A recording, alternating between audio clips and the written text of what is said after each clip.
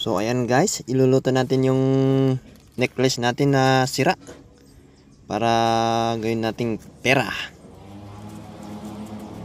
So ayan, yung tinatawag nilang gangi, dito natin iluluto.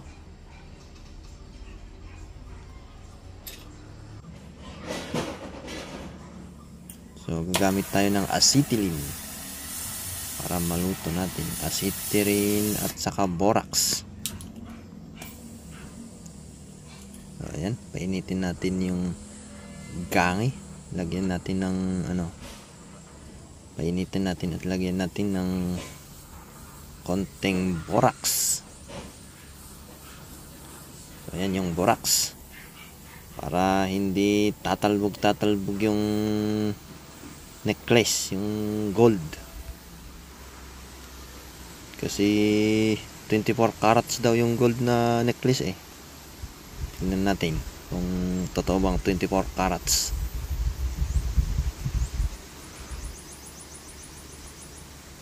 So ayan, lagay natin yung sirang necklace. Napuputol kasi, madaming naalis na lock niya, kaya luluto na natin. So ayan, lagay na natin yung necklace.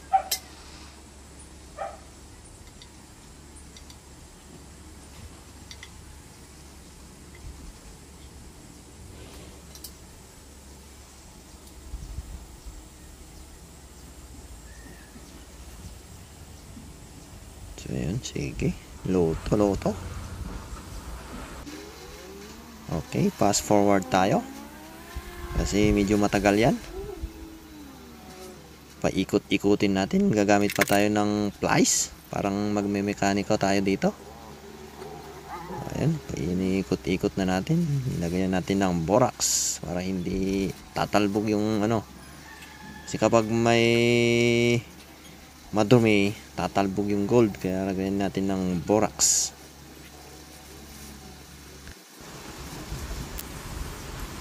So ayan, pwede nang kunin.